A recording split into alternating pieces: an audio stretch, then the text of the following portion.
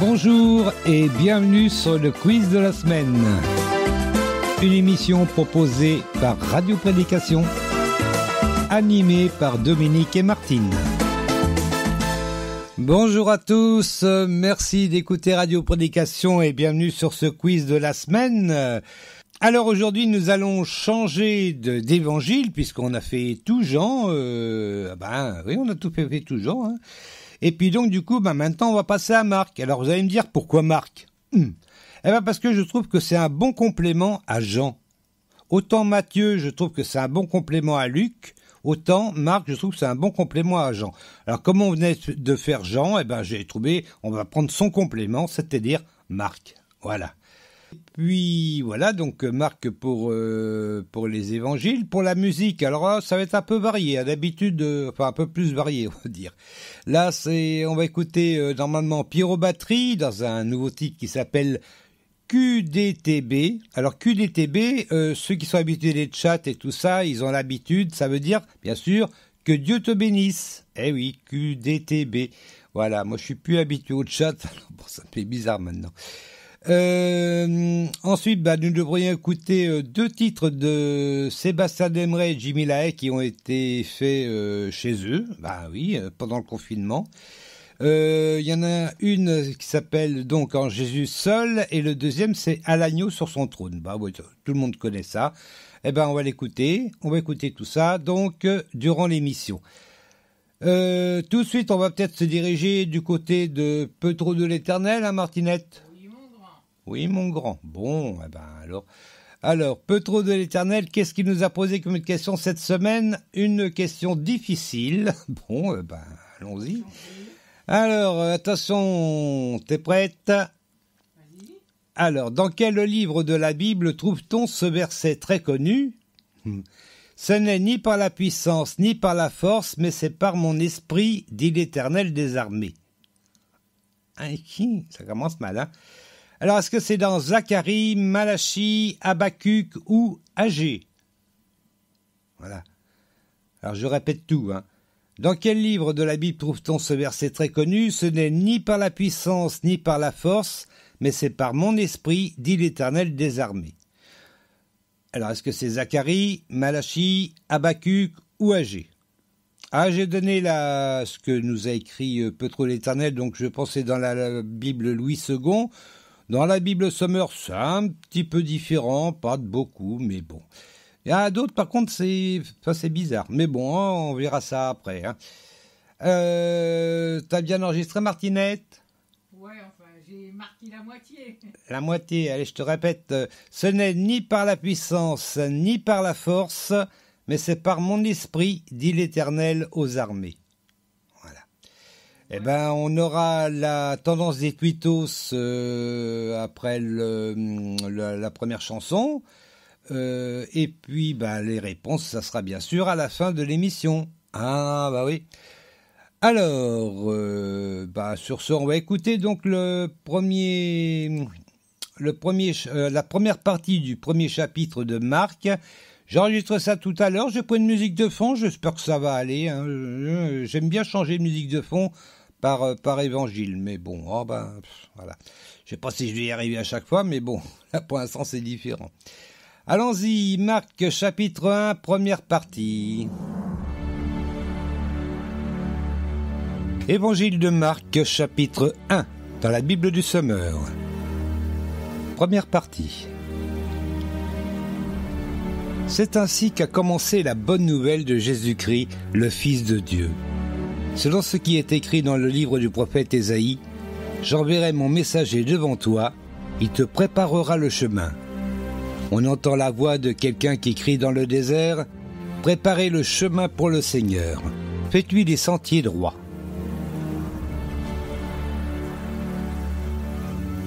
Jean parut, il baptisait dans le désert.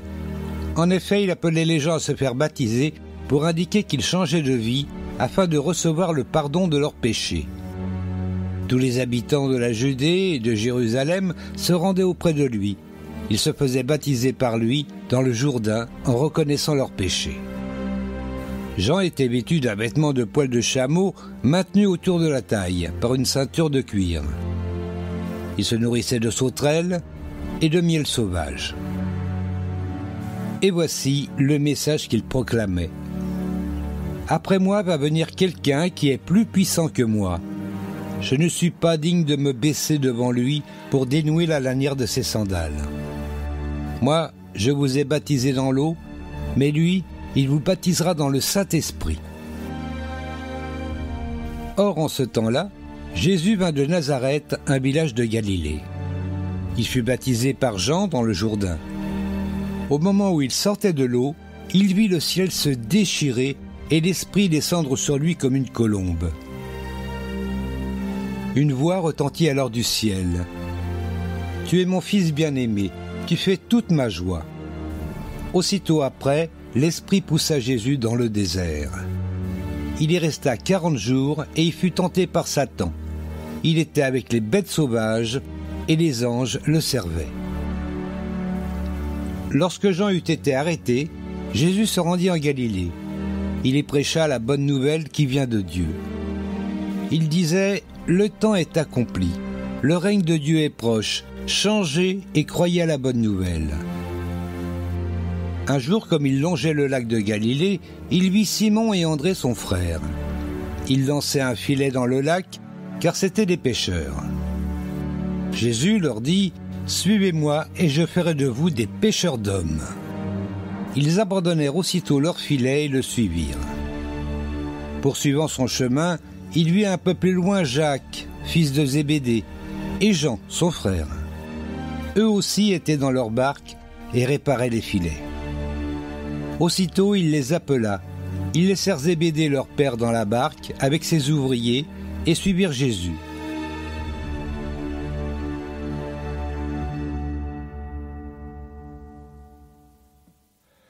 Oh, c'était sympa quand même, je trouve, hein, Martinette. Elle a encore pas de casque sur les oreilles, hein, se faire taper, hein. Voilà, c'était la première partie de Marc, chapitre 1. Alors, il y a des sous-titres, hein, mais je vais les lire après. On va déjà poser la question peut-être, hein. Bon, bah oui. Alors, la première question, qu'est-ce qu'elle est-elle? Je sais pas, je vais vous le dire. Allez, où retrouve-t-on « J'enverrai mon messager devant toi » Ah oui, ça c'est encore un truc difficile que je pose, parce qu'en plus il y a un petit piège. Pas bon. Où retrouve-t-on « J'enverrai mon messager devant toi » Est-ce que c'est dans Ésaïe, dans Malachie ou dans un roi? Voilà, eh ben, on va se mettre 10 secondes quand même. Oh, bah oui.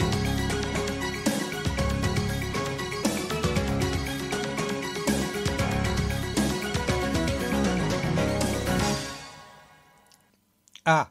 Au pif, je vais dire Malachie. Tu dirais Malachie, et puis, ben, ouais, en plus. Oh bah. Oh bah. Oh ben, c'est incroyable ça. Malachie, et oui, en plus il y a bien un piège, parce que on parle d'Ésaïe, hein, dans le verset que je vais lire.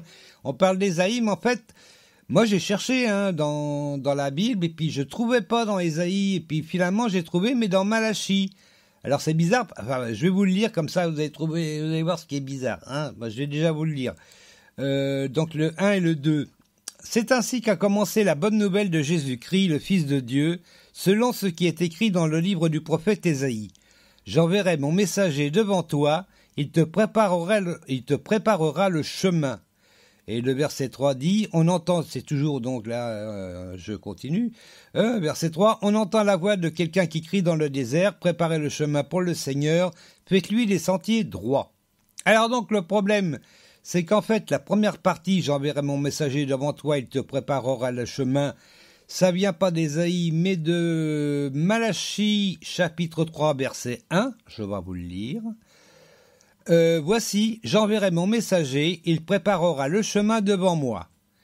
Voilà, ça c'est le début. Je vais lire la suite. Et soudain entrera dans son temple le Seigneur que vous cherchez et le messager de l'alliance que vous désirez. Voici, il vient, dit l'Éternel des armées. Voilà. Et la deuxième partie donc du verset qui dit donc, on entend la voix de quelqu'un qui crie dans le désert, préparez le chemin pour le Seigneur. Faites-lui des sentiers droits, ça par contre, évidemment, on le retrouve dans Ésaïe 40, verset 3. Une voix crie, préparez au désert le chemin de l'Éternel, aplanissez dans les lieux arides une route pour notre Dieu. Que toute vallée soit exaucée. Exaucée, ah ouais. Ah bon. Oh, c'est bizarre. Que toute montagne et toute colline soient abaissées, que les coteaux se changent en plaine et les défilés étroits en vallons. Voilà. Ça, par contre, c'est dans Ésaïe 40. Alors bon, ben voilà, Marc, il a mis les 2 versets sur Ésaïe. Bon, ben écoutez, j'ai vu que Matthieu, lui, il a pas fait pareil. Lui, il a dit, comme dit les prophètes. Voilà, il s'est pas embêté, puis il reprend à peu près la même chose. Ah ben, attendez. Allez, on va passer à la question suivante, Martinette. Oui. Bah oui. Jean était vêtu d'un habit en poil de vison, de loutre ou de chameau. Jean était vêtu d'un habit en poil de vison, de loutre ou de chameau. 10 secondes. Oh bah.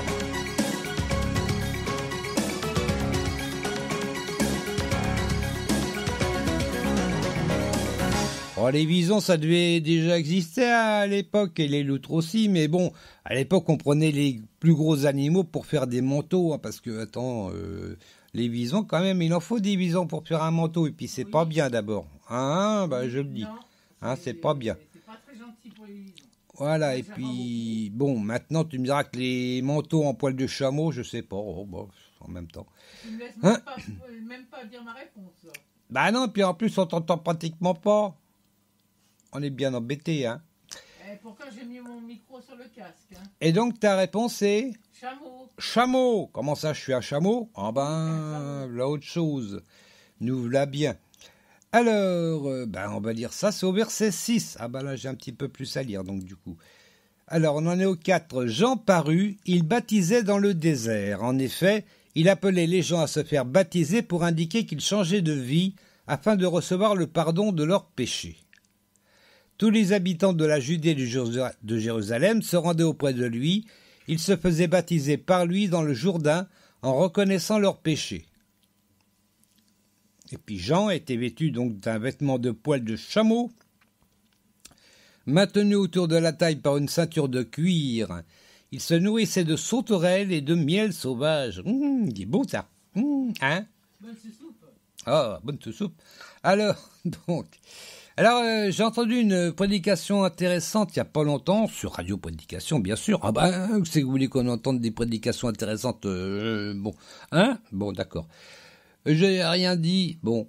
Oui, donc il disait qu'en fait, je sais pas si c'est vrai ce qu'il a dit. Bon, après, c'est à voir. Mais donc il disait que ceux qui baptisaient, parce que ça existait avant Jean, ça existait après Jean, hein. C'est pas Jean qui a inventé le baptême, attention.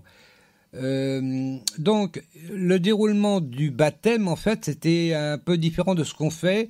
En fait, le baptiseur posait ses mains sur la tête des gens, et ensuite, les gens allaient eux-mêmes se tremper dans l'eau. Voilà, c'est ce qu'il a dit. Donc, il posait les mains sur la tête des gens, et ensuite, les gens allaient dans l'eau. C'est vrai que, vu le nombre de personnes qui devaient défiler devant Jean, ça devait être sans doute en plus pratique. Je pose les mains et hop, dans l'eau. Tout à fait. Voilà, ça allait quand même un peu plus vite. Parce que si on fait la même cérémonie qu'on fait actuellement, à mon avis, il n'avait pas fini, le pauvre Jean. Voilà, ça me semble possible tout ça. Bon, après, moi j'étais... Ouais, moi j'y étais pas, donc je peux pas dire. Mais bon, ça me paraît bien ce qu'il a dit le monsieur. Voilà. Alors, on va poser du coup la question suivante. Jean baptise dans l'eau, le Saint-Esprit ou dans un baptisphère? Alors, Jean baptise dans l'eau, dans le Saint-Esprit ou dans le baptisphère? C'est un peu... Enfin bon, allez.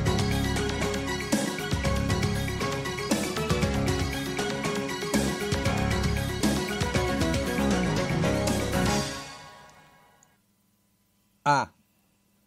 Moi, j'ai le désert. Oui, aussi. C'est... Oui, Jean, il baptisait dans le désert. C'est ton dernier mot, Jean-Pierre? C'est mon dernier mot, Jean-Pierre. Non, il baptisait dans l'eau, mais c'est vrai qu'on dit qu'il baptisait également.